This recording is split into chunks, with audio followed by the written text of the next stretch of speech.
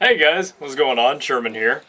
Well, we're on a new year again, and I wanted to do this video because I did one like this last year on the same date, actually. So exactly 1 year ago, I did a video like this, taking a look back at the previous year and telling you guys some hopes for the next year, or for this new year, for the new year, and what you guys can expect from my channel. So, I wanted to do that again because I was actually just watching that video that I did just a little bit ago, and it was just kind of fun. It's kind of fun watching my video. That sounded kind of odd. But no, I had fun watching that video and listening to myself talk about some hopes that I had for the new year. And now I can look back and say, well, I've done that, So it's just kind of neat. I like to have that kind of visual record. Of some things that I want to do and some things to accomplish, and then be able to look back and say, oh, I did that, so that's pretty cool. Also, I talked about some milestones in that video that I'll talk about here. This is kind of cool. For one, I mentioned in that video that I had, at that point of filming that, I had 3,200 subscribers, which is a good amount, don't get me wrong, but it's just kind of funny because that was out of the 4 years that I've been on YouTube. It took me 4 years to get 3,200 subscribers. And I think in that year alone, maybe I've gotten 800. But, in this last year, in 2012, I had gotten over 2,500 subscribers. So that's phenomenal, in my opinion. I have 50, a little over 5,500, I think. So it's just amazing. I can't thank you guys enough, my subscribers and everything. I can't thank you guys enough. You may think that, you're just viewers, all you do is watch my videos. But no, I consider each and every one of you like my friends, All of you mean a lot to me. Because without you watching my videos, I wouldn't be making videos, obviously. So, you guys help me out. You help me, I don't know, YouTube has really helped me build my confidence in a lot of ways. It's helped me with my socializing. It is, it's helped me with a lot that you guys don't even realize, It's just been a great experience being here on YouTube and being a part of this community. And being able to, being able to sit on here and talk about my hobby and my passion, which is, knives and gear and all that kind of stuff. Well, one of my passions and hobbies. And have people actually want to listen. And, it just feels great. I love it. So, I thank you guys so much just for being there and for watching my videos, for, liking my videos, for showing your friends and all that kind of stuff. Because, of course it helps, and it really means a lot to me. So I just thank all you guys. I wouldn't be where I am today if it wasn't for you. So, coffee. Sorry if I sound a little groggy. I'm making this just getting up. But, what are some other things? In that video I talked about wanting to get my license in this coming year. Well, as a lot of you know, actually some of you might not know, I mentioned it in a video back early in the summer. But in April of this year, I got my driver's license. And yeah, I know guys, I'm 21, just getting my license. But I've explained that before. I'll just briefly go over it once more because like I said, I've already explained it. But a lot of you also know I'm homeschooled, or was homeschooled. So I never had to drive back and forth to school. And I've been working with my dad for the longest time, so I never had to drive back and forth to work. And it's just never been a necessity. And also, being homeschooled, I didn't have any friends. I know that sounds really, really sad, but I didn't mean for it to sound like that. But I'm just saying, I didn't have to drive back and forth to, to hang out with friends or anything like that. So I just never had a desire. I never had that want to drive like a lot of teenagers do. But yeah, I got my license this year, which I felt to be a huge accomplishment. It just felt great to get that over with, And For a lot of you who are getting around that age to take your driving test, it's really, really easy. It's almost scary how easy it is. So I went up there just completely shaking, nervous practically, because I didn't know what to expect. You know, I was already nervous about driving because I'd only driven a few times before I took my driving test, to be honest. But obviously I passed. But you know, it's just really it's no biggie. So just go do it, get it over with. It's easy. I was lucky enough to get a really nice instructor though. It was this really nice older woman, and we just we talked basically the whole time. About our family and stuff like that. So it was kind of neat, you know, sitting there talking to this instructor, which I'd heard horror stories about driving instructors being just horribly rude and stuck up. But she was really cool. You know, she really helped me. She really helped take that edge off, I guess you could say. And obviously she was talking, so I guess she wasn't too afraid of my driving. But so I got that done. I got my Georgia weapons permit, which honestly meant more to me than getting my driver's license, to be able to carry a firearm now to protect my family and myself. And it's just good to know because, you know, now that I can carry that with me all the time anywhere, pretty much, you know, within reason. You can't carry it within, you know, government facilities, but it's just great to know that, God forbid, if something ever were to happen, you know, a robbery, something like that, carjacking. Now, no, most of the time those people who are committing those crimes are not armed with a firearm, but, you know, sometimes they are. It's a 50-50, it's a toss-up. Do you really want to roll the dice in that situation? So I know now that I am just as equipped, or even more well-equipped than, you know, somebody trying to harm me or my family. So that's good to know that I'm finally on par with, you know, the evils of this world, I guess you could say. You know, anything, you know, stuff happens, guys. You can't ever sit back and think, well, you know, that could never happen to me. You know, it's a good thing, you know, that kind of mentality of just kind of brushing things off and saying that could never happen to me, so it's okay. I'm not going to prepare for that. You know, it's like the prepping community. You know. We prep for things that could possibly happen. We're not sure if they'll happen, but you know, we prep for things that might happen. So in my opinion, carrying a firearm is kind of the same thing. You know, you're preparing yourself for something that you hope will never happen, but might, because it happens every day. You know, and that's the thing that people have to realize. This kind of stuff happens every day. So carrying a firearm isn't paranoid. It's no more paranoid than getting your oil changed, you know, in your car. It's, you know, you don't have to change your oil when they recommend you to, but, you know, you can chance it, but you probably should change it, you know, when you're supposed to. Just everything will run smoothly and everything like that. But probably a horrible analogy. But basically what I'm getting around to is, you know, if you wanted to get your oil changed before the recommended date, go ahead, you know, just cut all that guesswork out of it, you know. But that's still a horrible analogy. I need to wake up more. You guys ever have those days where the words just aren't coming to you, no matter how hard you try, and you sit there and ramble? It's one of those days. I'm sure you guys are thrilled that I'm doing a video on one of those days. But how much time do we have on here? All right.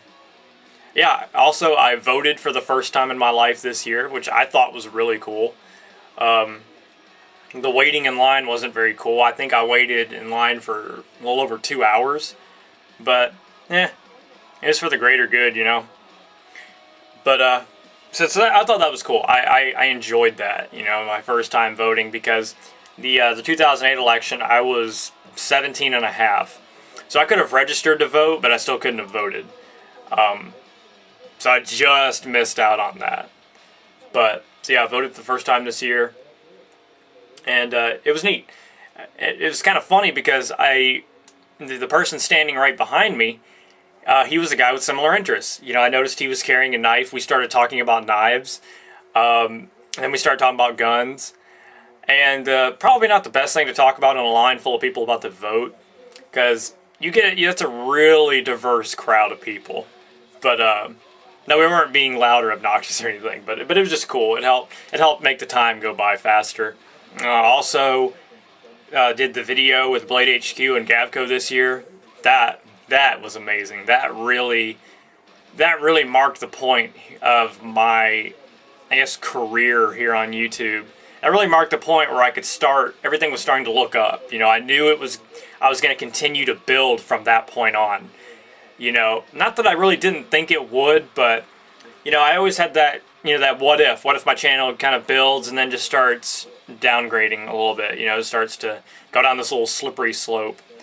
But no, that really marked the point where I kind of figured that my channel would keep building from there.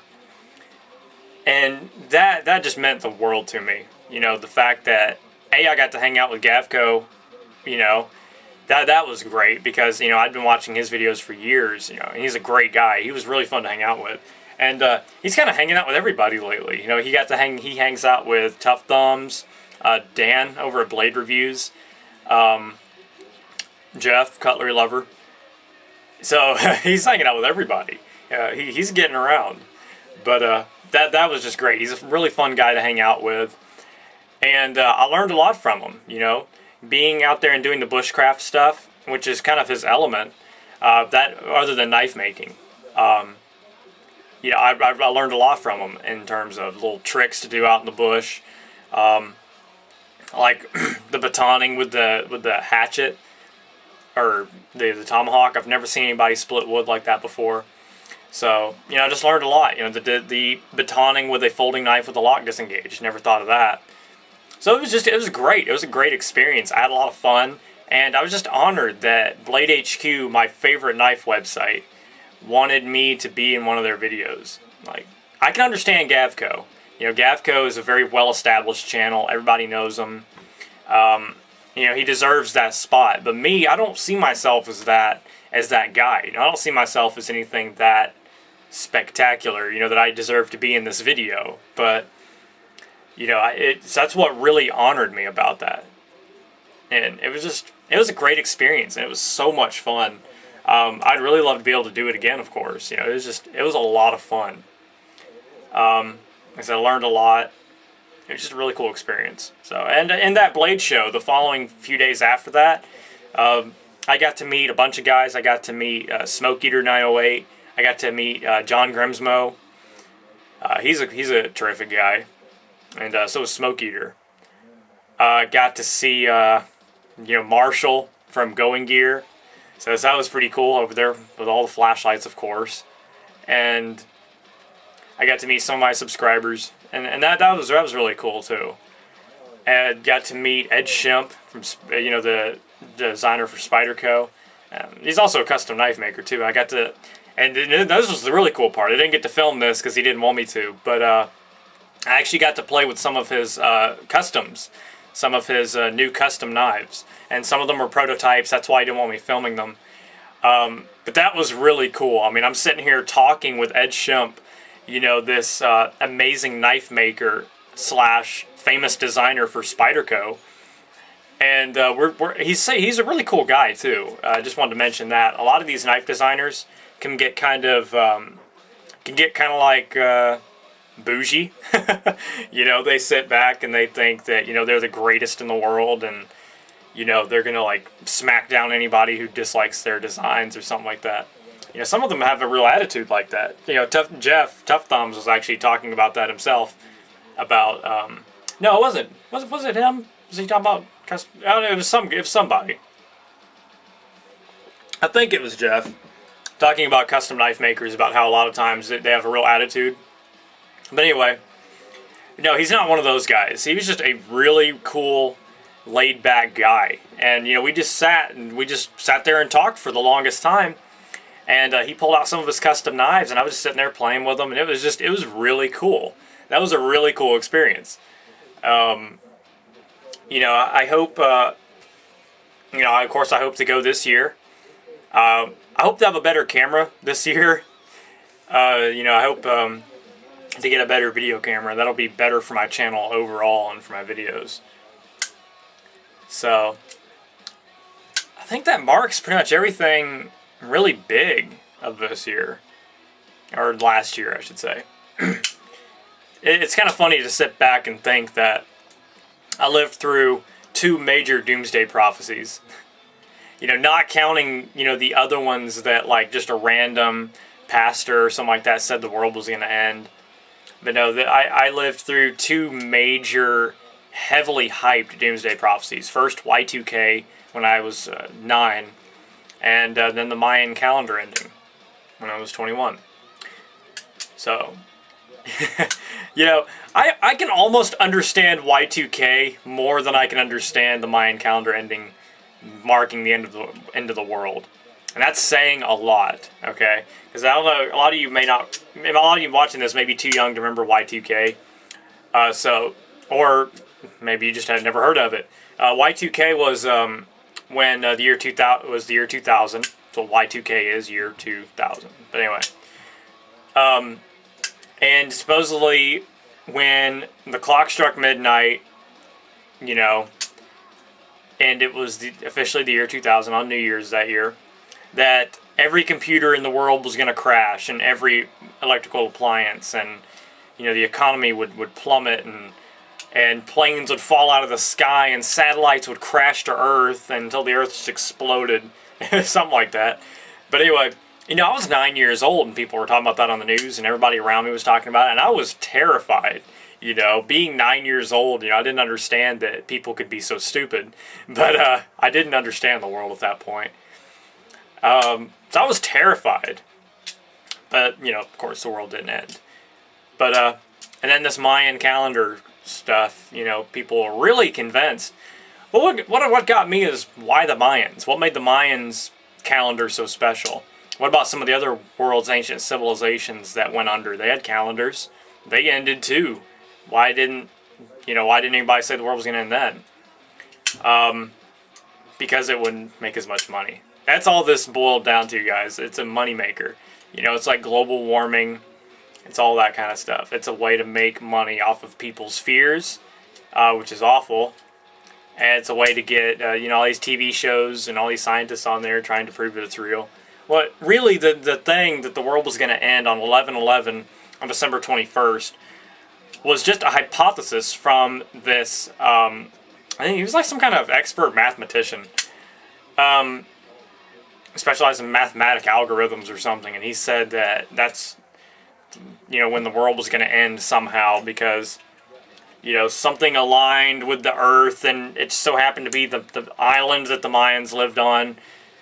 I don't know, it was something really scientific and went way over my head. But anyway, so that's all it was. It was just this one guy basically that said that this is when it was supposed to happen, and just everybody ran with it, and I never understood why. I never got that. And then the next thing is 11/11. Whose time? U.S. time? Okay. Well then, which time zone? Is it Eastern time? What is it? That's the thing that I didn't get. 11/11. Whose time? So does that mean that here in Georgia the world is going to end, and then 3 hours later, the world's going to end in California, So, that's the thing that it was just so silly.